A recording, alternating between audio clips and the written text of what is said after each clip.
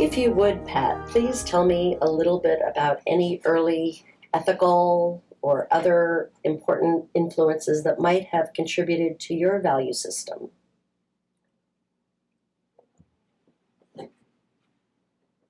Right, I can't really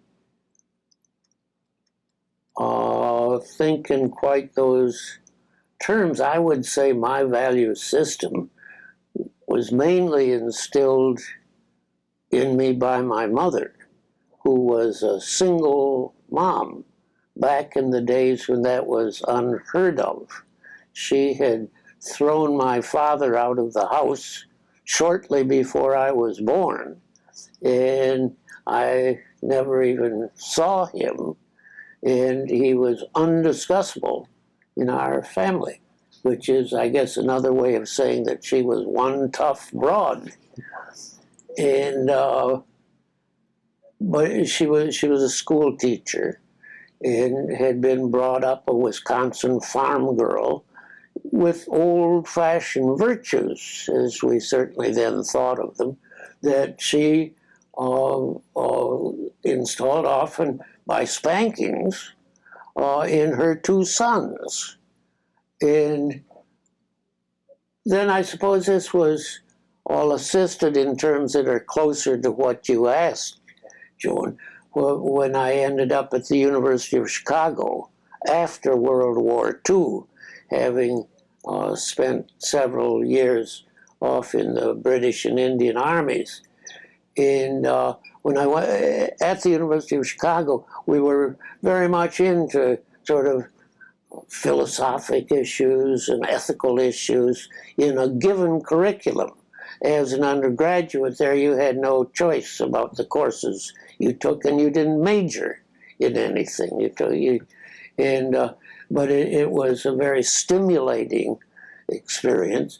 And in class and out, you discussed often ethical issues and deep philosophic things in terms as if they really mattered.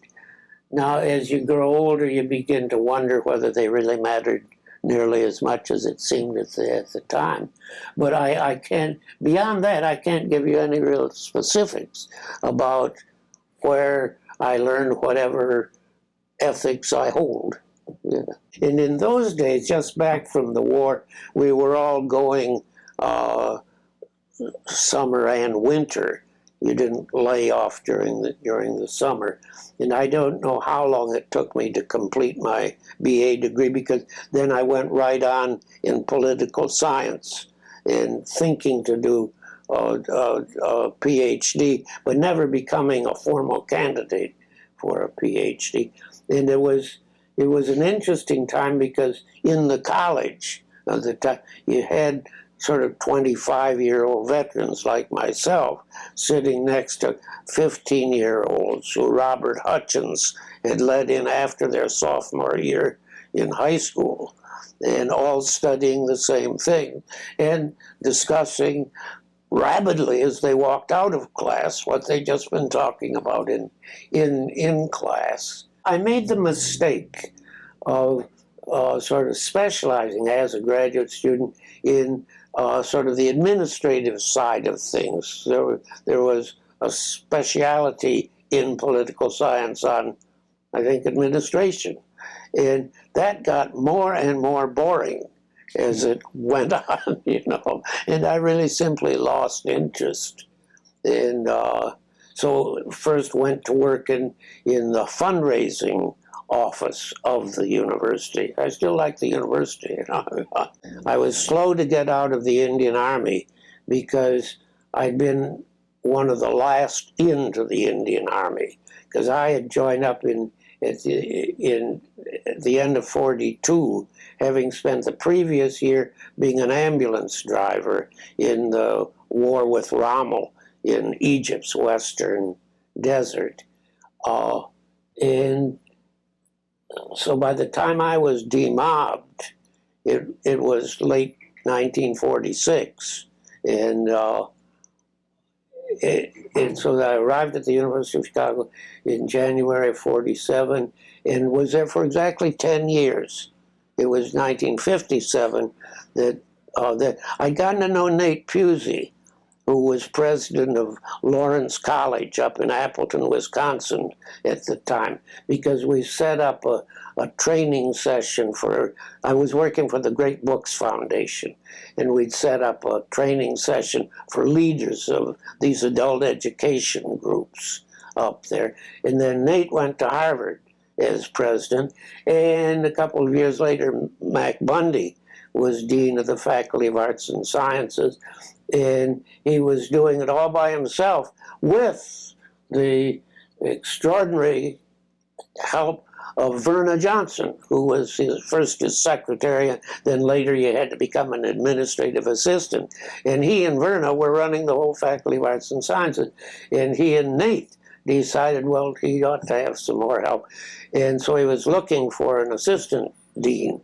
And Nate recommended me. I came out and talked to Mac Bundy, and we liked each other very much. And so Elizabeth and I, with our two little children, moved out to Cambridge. And, Can you please describe some of the responsibilities and duties that I don't think I really had any responsibilities. I was Mac's assistant, and I did whatever he wanted me to do, but a lot of it was quite interesting. Like we'd been trying to set up the State Department at one point actually well, they don't legislate, but they denounced that Yale and Moscow and Harvard and Leningrad, University of Leningrad, could each set up exchanges if they could set up exchanges. There weren't any exchange programs. I think there may have been some student exchanges before then, but this must have been about 1959. And our Russian experts, all of whom were persona non grata with the Soviet Union, because they'd all written a lot of stuff, much of it critical of the Soviet Union, but were wild to set up some exchanges, and they'd written and gotten no place. And so Bundy decided, well, we had to send somebody to sort of negotiate on the ground. It couldn't be anybody who knew anything about the Soviet Union because they were persona non grata, you see. And so, Pattullo, what are you doing? Why don't you go? Well, I thought that was a great idea. And so I went to Leningrad, as it then was, and talked with the rector of the university there. And he was anxious to have exchanges, but he said, the decisions are made at the education ministry in Moscow. You better go and talk to them, which I did.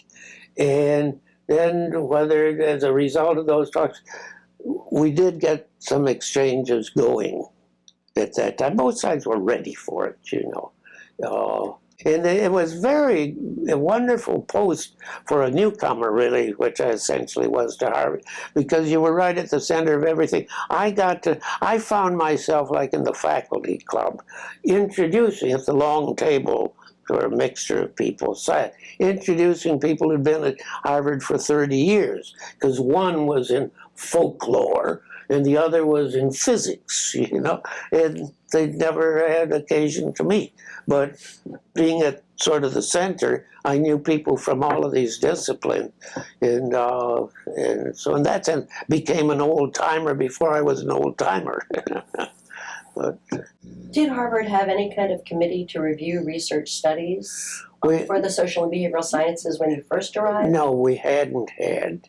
And then we had the scandal of Tim Leary and Dick Alpert. Dick Alpert being an assistant professor and was in the social relations department.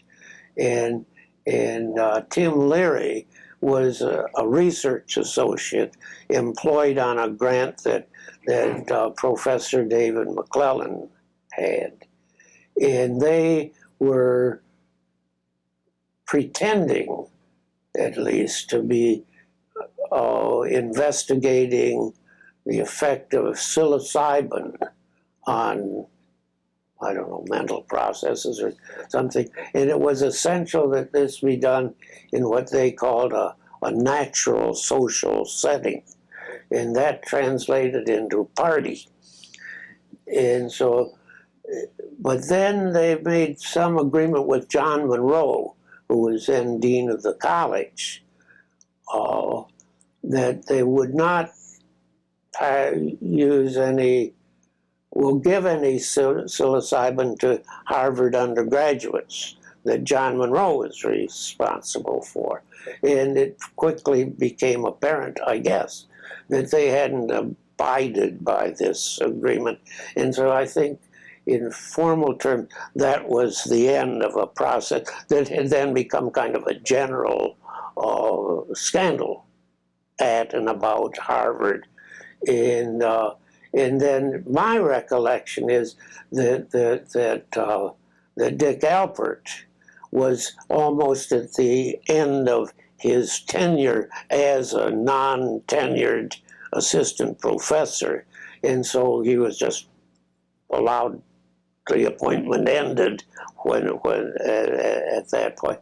But then Leary, I believe, actually was formally fired from his researches.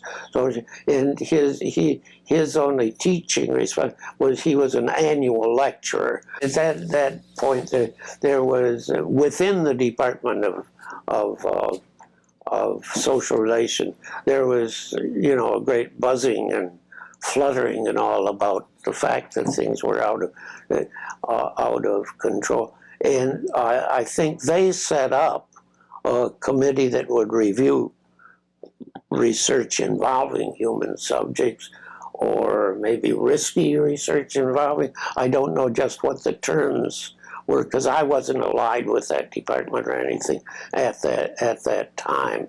But I believe they set up a committee of some sort, and I think that was before any such committees were common in the academic communities, I believe. But just when we had something called an IRB, I am darned if I know, and I'm sort of wondering if after I came back as director of the center, you had in the center, you had independent departments of anthropology and of experimental psychology, and then of social relations, which was kind of interdisciplinary, and sociology was buried within social relations. And I wonder if maybe the Department of Social Relations, and this is very parochial, so it won't be of interest to most people, but I wonder if the Department of Social Relations didn't suggest that the center take charge of this committee, and rather than have it just be a departmental committee. That makes sense. And it may be that that's how we got into something that then easily became an IRB. Because then I remember there was a stage when people like over at the business school would make application for some kind of a grant that did involve, and they had to have a mechanism. And they would apply to, would we mind acting for, as their approving committee, and I think maybe it sort of grew like that, Joan, at Harvard, yeah. I presume that through the 60s you continued to work as the assistant to Maxwell. No, I went away to York University in Toronto, a splendid new university that they were just starting, and going up there, actually back to the family seat in a sense. My forebears had come from Woodstock. It is Woodstock, a little town, fairly close to Toronto, and where my father and all grew up. And so we went up there thinking to stay. I was vice president of York University, and then just when I was getting unhappy with it, because the experience of building a new university in a very few years from the ground up was something I knew nothing about. I'd been at the University of Chicago and I'd been at Harvard. And and you had to meet schedules and deadlines and do it. And would we have a law school next year or a medical school? I think we should, long arguments over this kind of stuff. And Franklin Ford, then this had become dean of arts and science, and he called me up because things weren't going very well at the new Center for the Behavioral Sciences that they'd set up in the new William James Hall, and would I think about coming back to be director?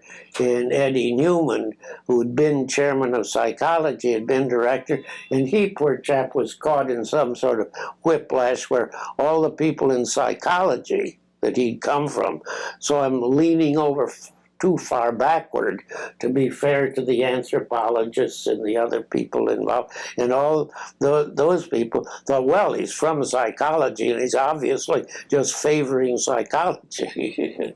And so I said I was ready to return, and we did return. And then I returned as director of the Center for the Behavioral Sciences. And what year was that, please? That was in '63.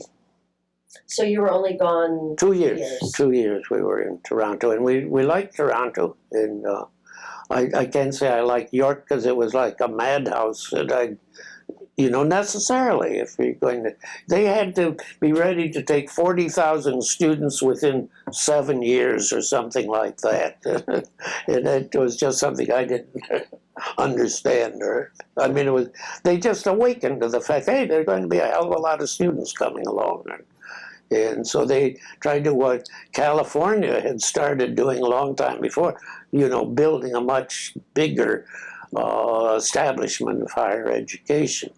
And then Toronto, well, we can do that.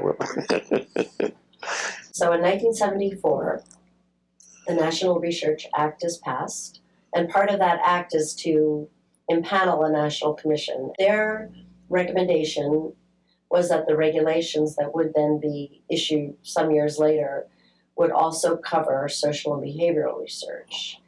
And you were among a very small group of people who took issue with and umbrage at the very broad net that was cast by good for me. The proposed regulations. And so I'd like to talk a little about, you felt that social and behavioral scientists were, for the most part, just talking to people. So if you want to tell me a little bit more about what you remember with respect to why you felt this was overreaching on the federal government's part. Well, I think it was based on the notion that most of such research was more like ordinary conversation than it was like medical research. To me, medical research was, well, let's try cutting off this arm and, see what the result of that is, or other such indignities to whatever creature, human or otherwise, that the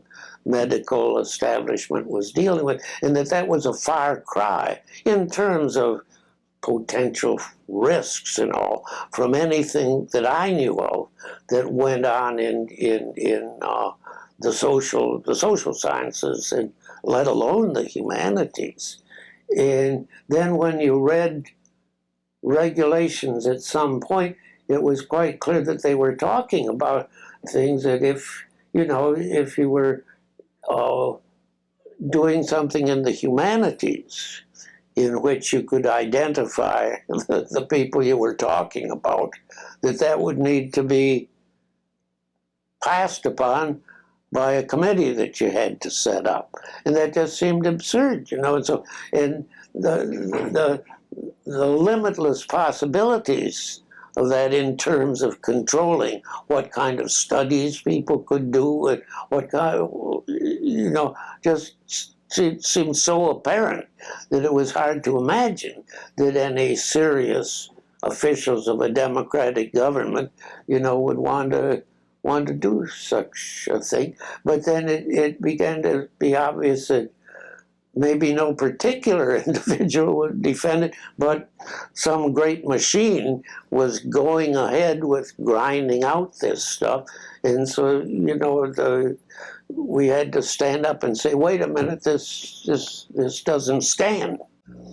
There was some suggestion that the actual extent to which social and behavioral research was included was almost accidental.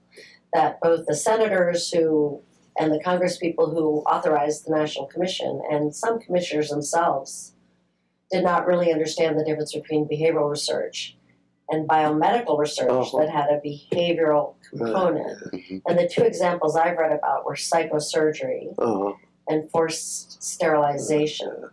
But let me interject that the disciplines involved would be guilty too, because they were very anxious to identify themselves as being related to the medical side, because that's where the money lay, and that's where you wanted to be seen as doing something serious, like the medical sciences did. And so they didn't miss an opportunity to say, oh, yes, we do, kind of medical research, not realizing that they might be, getting themselves into some future trouble that way. That's just my biased view. So they come out with the recommendations, the 3 principles, and many reports, and they recommend that regulations be passed to give life and certainly teeth to these reports. And so the regulations are proposed in '79, and you and a man named Ithiel de Solapool from MIT were the most visible and really credible opponents of the draft regulations. And you talked about, again, all we do is talk to people, and no one should restrict our ability to talk with people because that's a violation of our rights. And both of you talked about the Constitution, free speech, prior restraint. Would you tell me, please, what you remember about Ithiel de Solapool, your discussions, and this period in general? Well, Poole and I thought much alike, I recollect, and we worked on some projects together.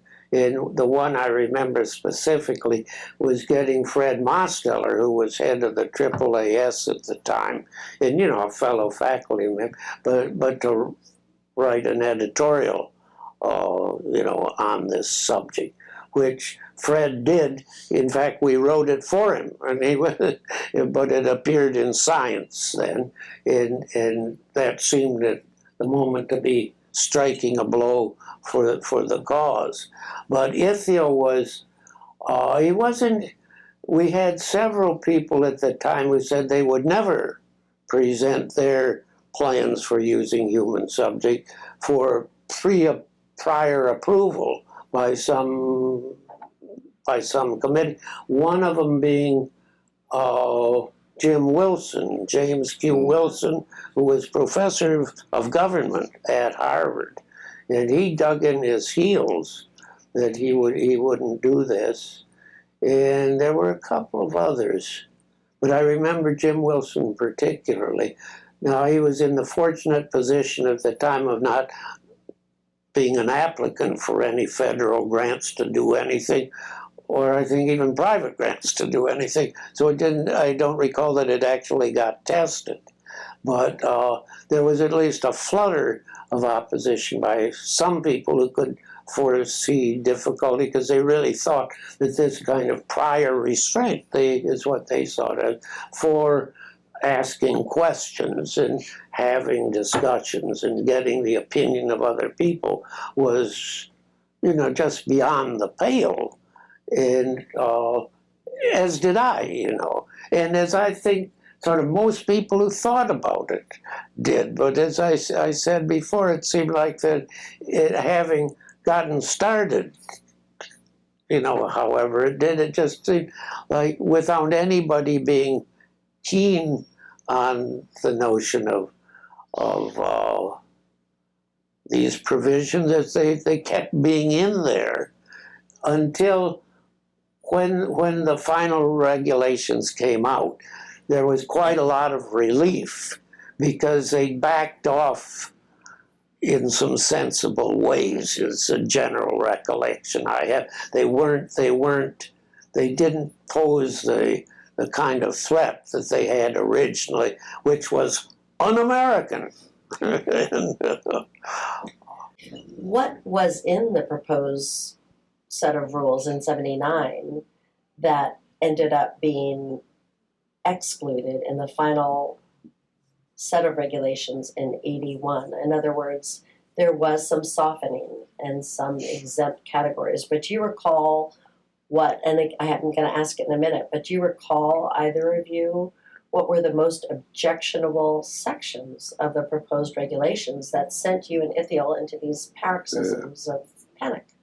And Two things that were very sensitive. One was all research, as you say, even if it wasn't funded by HEW. right. Right. And the other was that the proposed regs, as I remember, didn't restrict to living individuals. So, That's right. so historical research was to be covered, which which was just nuts. absurd. Yeah. Yeah. Do you think people were concerned about deception research in general, or felt that that could be handled by? Well, deception, I think we were willing. I was always willing to grant, and I think even those who fought some of the regulations mostly were willing to grant should be reviewed by somebody other than the the people who were conducting the research, because there wasn't a legitimate role for deception generally, and so that if for some reason you needed to use that somebody else needed to have a look at it. I believe you probably have evidence that I argued otherwise, Absolutely but I don't think so. Yeah. In addition to deception, what categories of social behavioral research did you think warranted review by an IRB or other committee? Would privacy concerns, for example? Privacy is, for me, a difficult thing, because I don't have the same feelings that most people do about privacy. I imagine that I'm not very concerned about privacy, whereas certainly now in our era, again, the concern for privacy is growing. Now, maybe it's because I was brought up in a relatively small town and everybody knew everybody else's business anyway. But I'm not very big on privacy, and so I don't remember the deceit is the one thing that I was brought up to think deceit was a bad thing. I was also brought up to think privacy was a bad thing. Mother knew everything you were doing until you got to be 14, then she withdrew. She was a smart lady. Yeah. So come the final regulations in 81, and as you say, there were carve-outs, and so there were certain categories of social behavioral that needed IRB review and others that were ultimately exempted. What is your recollection of those early years after the regulations were put into place as to how the IRB at Harvard College was developed? What was your role? And what was the reaction of the researchers? I don't recall my role. I don't recall any reaction on the part of the researchers. And what was the third part? Well, who impaneled the IRB? How did you find the members? And how did you develop procedures and policies? And how often did you meet? And what were the... We had some kind of founding resolution or letter or something. Well, it was a vote of the president and fellows, right? That was sort of the charter of Harvard's IRB, and it was like a page or a page and a half of principles. Okay, that you actually rewrote probably right when the regulations came out. And Harvard's rules were less restrictive, if that's the right word, than the regulations. So we were taking the position that if it wasn't federally funded, the research would come under the university's rules. And actually, the research would always come under the university's rules, but then the federal rules were an additional overlay if there was federal money involved. Okay. And Harvard's rules basically said that you have to treat people fairly. And then there are certain specified categories of things that have to come to the committee. And they were mostly on the order of risk of physical harm, unreasonable invasion of subjects' privacy. There was a privacy thing in there. Use of people who have a need for the investigator's professional services. So like a therapist would not just be able to enroll his or her own patients in a study without some review. So basically it was, if this stuff is risky or the subjects are vulnerable, then we want the Human Subjects Committee to have a look at it.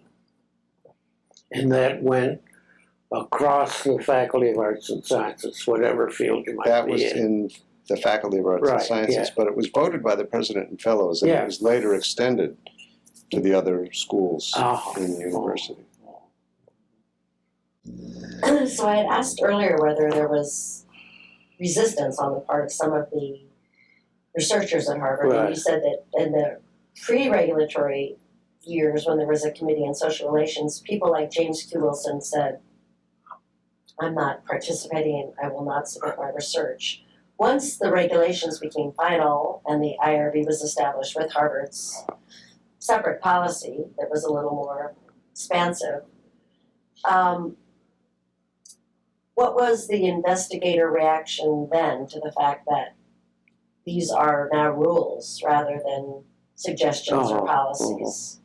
Well, I don't recall that there was much, Joni. I don't remember there was no James Q. Wilson who came along and said, I'll withdraw my project rather than go before a committee. We never had that sort of confrontation that I recall. You know, faculty members are often like sheep, you know, bright sheep, but sheepish anyway. And or they just want to know, well, what am I supposed to do? You know, and then, you know, they will do it. And at that time, I think we had sort of reasonable regulations, you know. And so they weren't difficult from any point of view to live with. Now, I've heard suggestions since then that there's been backsliding, which I would condemn. But I don't know whether that's even true or not. The committee, which was like 10 or 12 people, it varied in size. Yeah.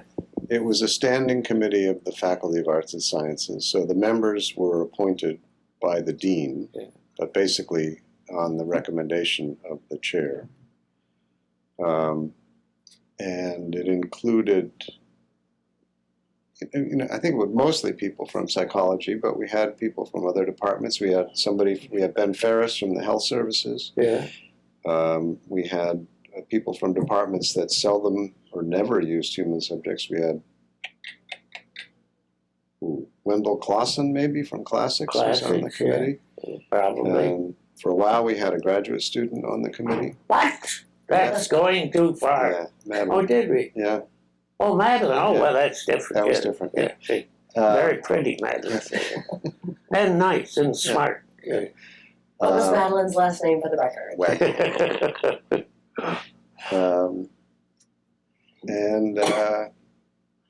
And then we had some townspeople. We had to have a community member. Yeah, I think we had Ann Freeman. We had Ann Freeman, that's right. We'd had Martha Lawrence. Yeah, who was a little dodgy because her husband was a faculty member in the business school. Yeah. Right. Yeah.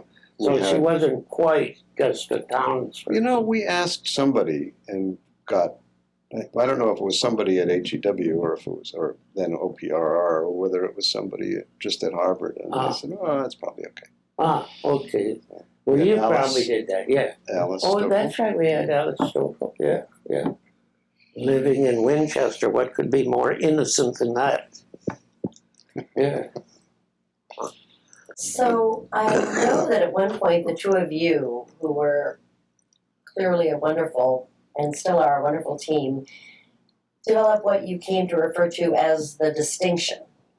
And you had a way of demarcating whether it was human subjects research or not. And I wonder if one or both of you could tell me a little bit about this this schematic you developed at the Hazen Restaurant on Holyoke Street back in 78 or 79. It was a site of a lot of important work.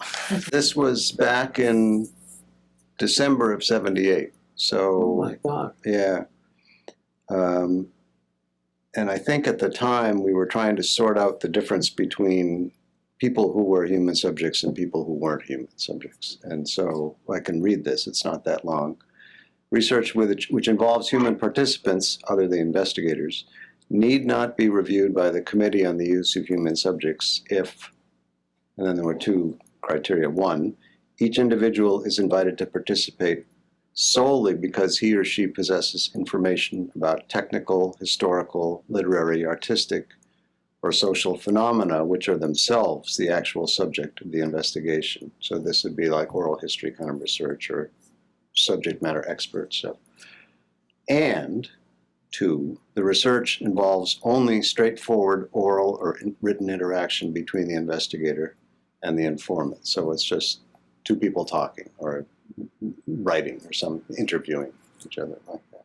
However, if proposed research requires the recruitment of unspecified individuals in order that the results obtained from study of these representative subjects may be generalized, then such individuals are subjects and the research must be submitted to the committee for review. Boy, that's brilliant. That must have all been Dean's work. Yeah, it was lunch. And the committee approved that back in December of '78 as sort of an operating principle. I'm interested in that generalized because then that got into the federal regulations at some point. You're seeking generalized knowledge. Yeah, yeah. When did the National Commission report come out? Was that 78. '78? So that was this. We probably got that word from the commission. Nonsense. They got it from this statement. Okay. Yeah. Come on. Either it was in the air. That was an incredibly prescient and otherwise very, very clean distinction. I am impressed. Did you ever share that with other universities or? I don't think it got that far because then The regs came out and they were, part of this sort of was in there, and part of it wasn't. And then when the proposed regs came out, it was partly there and partly not. When the final regs came out, a lot of this friction went away because it was clear that it had to be generalizable knowledge. And by implication, that may have meant that you were picking people as subjects who weren't people targeted by your oral history project or your interview with Senator Smith or something like that. I'd like to know whether you, as chair of this IRB and certainly as head of the whole William James empire, ever felt pressure from the university to tread lightly, to make sure that you didn't obstruct or interfere with researchers at Harvard? Never. They left it to us entirely. And just take care of it, Yeah. Do you think, I never felt any kind of pressure from, it would have been from the dean or maybe the president, but not so. I'm not even sure of how aware they were, because now in later years, we started having an annual meeting with the faculty council, remember? But at that point, we didn't. And one reason we started was I got a little worried because I don't know the regulations, I got the sense that we were supposed to be formally reporting to some, to a higher authority. And so... Yeah, I think actually we put something to that effect in the multiple project assurance that we would do that. Okay. We said, oh, geez, I guess we ought to do it if we're doing it. Yeah. But no, we never felt any pressure from it. Some institutions are worried about losing funding if an IRB declines to approve the research protocol or the proposed research. You never felt any such pressure to kind of rubber stamp things? Well, we always approved everything. Yeah. So It's not true, but there were very few projects we turned down, Joni, because it turned out, in all the cases I can remember, that we could always work out something with the well, he didn't really need to do, you know, something that seemed iffy to us. Or there was a way to do the research without it, was it? We turned down very few things because we often had questions about things, but they could often be resolved short of turning down the project. And I can't remember. We must have turned down some. But if looked at solely from that point of view, I think you could argue, well, the IRB is not effective, you know, because it never dismisses anything. Well, the answer is you worked it out before it ever came to that point. I remember one that we couldn't approve. A professor in psychology who, one of her students wanted to leave a wallet with money in it in a laundromat. Oh, that kind and of see stuff, yeah. and see if people who found the wallet would then try to return it to the owner or would just keep it.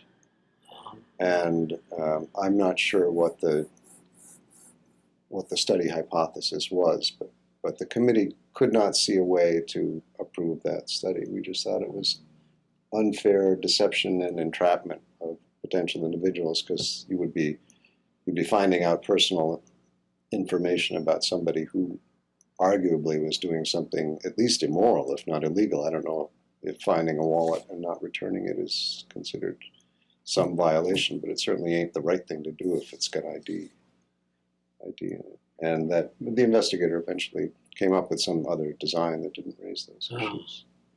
Was that some student? Because you did get some hairy projects from students, you know, who, the less serious students, but in the course of some course, they were supposed to design a study or something like that. And some of them would be a bit hairy, but I don't remember that particular one. Let's actually talk about student research. There are many in the ethics field and in the research regulation field more broadly that feel, or more narrowly actually, that feel that student research is inherently coercive because the student feels that she or he has to curry favor with the professor or otherwise say yes to the recruitment request or posting in order to do well in the class or in the department or in general. Did you have any opinions about research involving students and student pools? I don't recall any. Do you think it's okay to use students in research? I never liked the notion of student pools. Yeah. I thought they were a bad idea. That just sort of personally, I think, yeah, they are coercive and all. And and I repeat, I think it's mainly for the convenience of the faculty. And I don't think we had any, did we? We eventually did, and I don't know if it was while well, you that's were there. when you took over. That was probably the problem. We lost any gumption that the committee might have. Right, straight to but the committee's policy, I know for many years, was no subject pool or student study pool would be allowed for that very reason. And then the psychology department persuaded the then chair, and I'm not remembering who the chair was at the time, that they could come up with a model that would allow student pools and not be coercive, in that the students wouldn't have to participate in research if they didn't want to. Otherwise, they'd have to cut off their left Well, no, there would be some finger. other alternate thing that they could do. That's what I mean. That would involve retaining all of their digits. Oh. But, you know, a journal article review or something like that. It would take about the same amount of time as participation in this study. And that there would be no penalty imposed if they did. In fact, also, I think part of it was you didn't get penalized if you didn't do it. You just got extra credit if you did. Right? So that was after my time. Yeah, Carrots, not sticks. Right, exactly. Yeah. What kind of education did you do when these regulations came out in 1981 at the university level to let the investigators, the students, the professors who were not doing research, staff know about these rules and what was expected. But we never believed in education at the university. No, none of that. Very weak stuff. I don't know. I don't think we did anything to publicize it, did we? We did a little. Did we? So the rules for the committee were posted on the bulletin board in William James Hall, where people where people posted subject recruitment notices. We published. I even remember We that. published the vote of the President Fellows in the Harvard Gazette back when that was a print vehicle every year.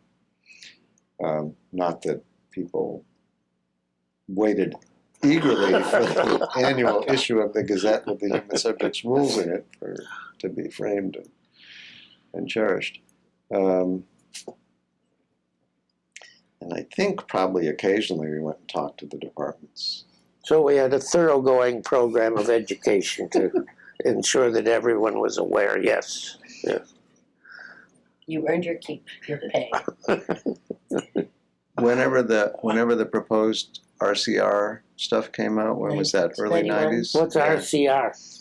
Responsible Conduct of Research. Oh, never heard that phrase No, you When before. did you retire? You had retired. In 87. So you don't have to hear that. Yeah, Yeah, no, yeah. You didn't have thank to know God. one more alphabets Right. acronym. We started a more substantial education program, Oh. but mostly just focused on the departments where they used a lot of human subjects. We didn't have any requirements until much later.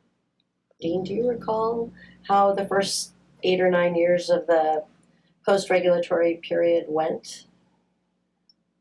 Well, the fact that the IRB was specific to arts and sciences, right? And the fact that our writ was focused on HEW, or maybe it later became HHS funded research. And when was the common rule adopted? That wasn't until 91, was it? It was either 91 So or some agencies were picking up on that slowly, but it didn't really hit fully until 91.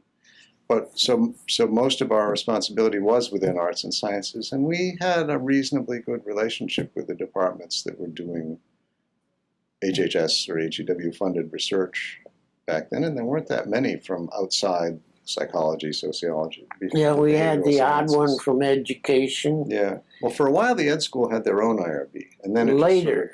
just sort of dissolved. Oh, Um, but there was a stage there where I think whatever they had came to us. yes. Yeah. Yeah. In the business school, I remember we had at least one from the business, and I think something from the law school one time. We've had a few Yeah. back then from the Yeah, law school, yeah. and a few from the Kennedy School too, Ah. but not Wilson. And we were the only IRB standing at that time, so they. Except for the non-medical side, right? I mean, Yes, JMS right, had yeah, their own. forgetting the medical health. side, right, yeah. So there wasn't that much sort of friction, I think. Yeah, we with the didn't other have any departments. war between the committee and investigators or subjects or anybody else. Occasionally, if we had an investigator who was a little crabby, we put him on the committee. Well, and then that actually helped because they sort of learned, oh, this is what it's about, and it's not a bunch of knuckleheads who are just trying to be obstreperous. So I think that was not a bad strategy. And of course, the chairman was. It was hard to argue with, and for many years we had Sherry at the meetings too, which made it even better. That's right, Yeah. Sherry? yeah. Sherry was Enough sherry would soften the hearts of the yeah, hardest. not the person at the bottom. Oh, God. The secret shall come out. Right. Yeah. Well, I don't know. I think of Pat as sort of the most effective mentor, although I hadn't really thought of that term in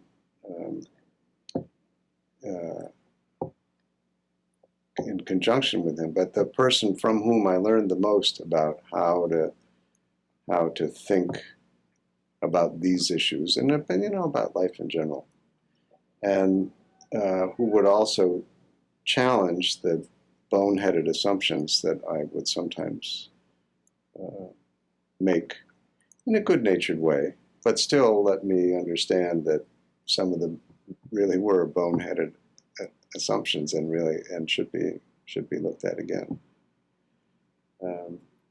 And whose advice I could seek out and value, and who felt that it was okay. It was okay not always to have the answers, but to just give the best painting of the situation and then let you figure out what you should do with those details. Thank you. Well, you're welcome. Yeah. What he's really describing is I shoved all the work off on him. Yeah. Yeah.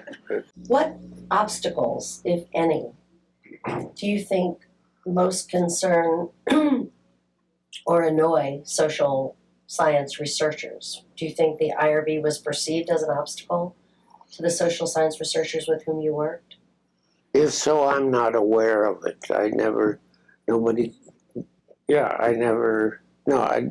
didn't hear that it was considered an obstacle. And I would think in some instances people, especially maybe younger people and the odd student, would be appreciative of things that the IRB pointed out to them, that might be problems with their research and could be avoided. Now, maybe I was just not alert to feelings that existed. I think we were well served by the flexibility that allowed us to indicate that IRB review was pending at the time a grant was going in. This gets back to the scheduling issue. It's very hard for somebody who's trying desperately to get a grant proposal out the door to then realize that, geez, I have to do an IRB application too. So that would just make them crazy. And I don't recall if we were always able to do pending review or if that was something that came along sometime in the 80s. But that at least let people stop and breathe for a little while, and we would maybe not even review the protocol if it didn't get the funding. So that was fine. Sometimes it was trouble for us to get new members on the committee. That was a bit of because it's a burden. It's a hard-working committee. It meets every month usually, and you actually have to do the work because you're expected to participate and talk somewhat intelligently at the meeting. So that's different from a lot of committees where you. Yeah, the best ones don't ever meet for year after year after year. They go on, but no meetings. And you are known as the person in your department or one of the people in your department who's on the IRB. So to the extent that there is any it might just go there. negative feeling about the IRB, that may bounce back to color your perceptions, but mostly I think we did okay, and I think the people who were on the committee by and large were happy to serve. That was always my impression. There were a few who just didn't show up. Yeah. And we said, okay, they're not showing up. We're not going to renew their membership. Right. Yeah. Aha. They fixed so their wagon. Yeah. I want to read into the oral history record a fantasy letter that you alluded to in one of your talks.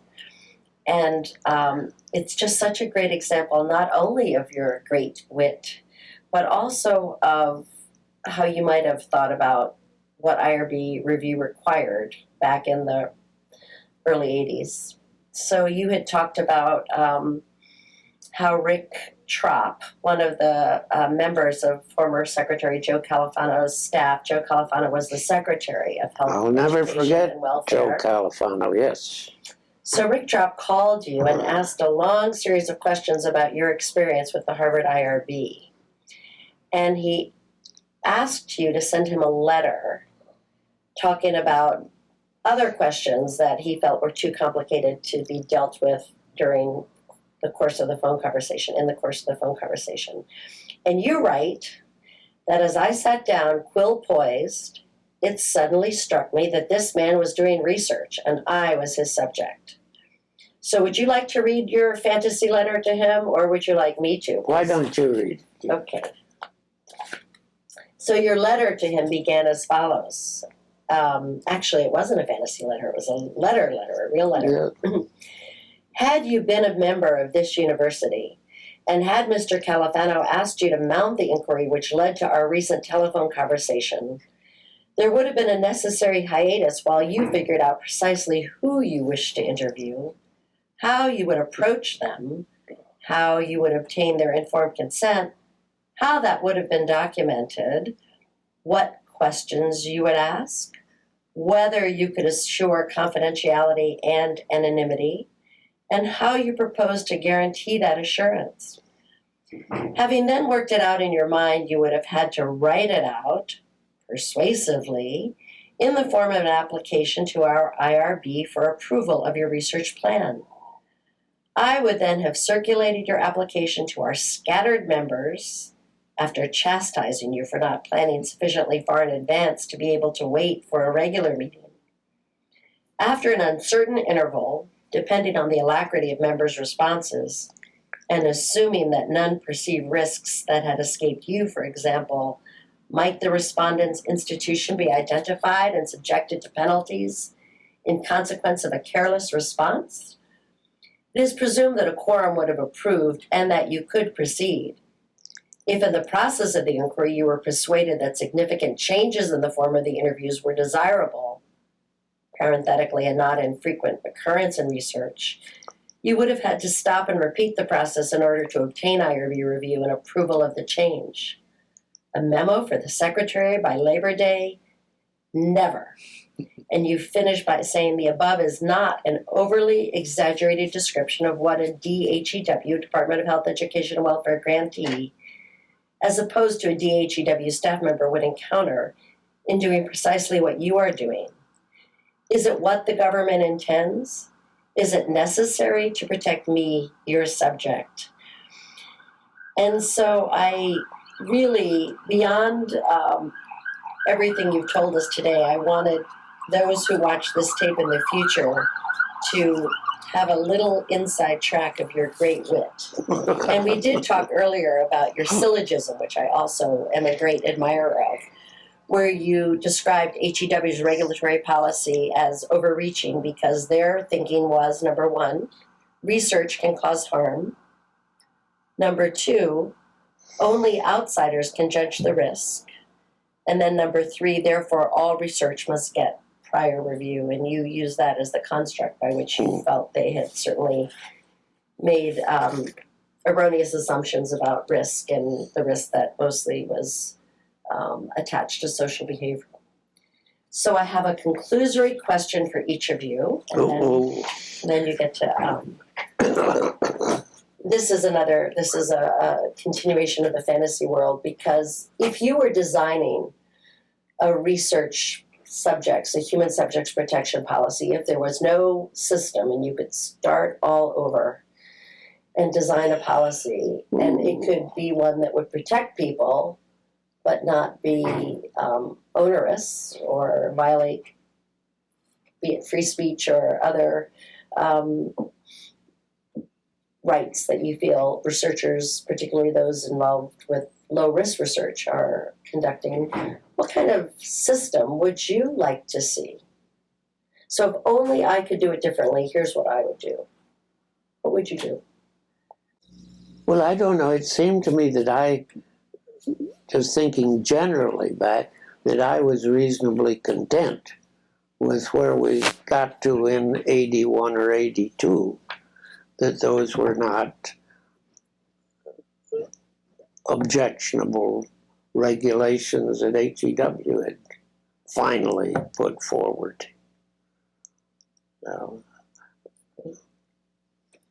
Dean, how about you? If only something could be done differently, or if only you were king and making these rules, what's your if only? It can be anything.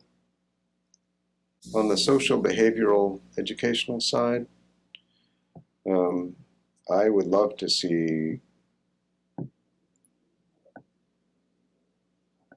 and thinking about what we've been talking about today, and looking back over some material that we had before, at one point Pat referenced a lack of hard data about actual harms in the social and behavioral research. And I think it would be good to have some kind of analysis of what the actual harms have really been, so that you could think about changing the exemption structure or even the applicability of all the regulation structure to get most of that stuff out from under, certainly out from under prior review. And maybe you have a system where regularly or at intervals or something like that, you do a post hoc review of protocols and see if anything bad has happened. And you have some mechanism for dealing with crises as they arise. But a lot of the really low risk stuff,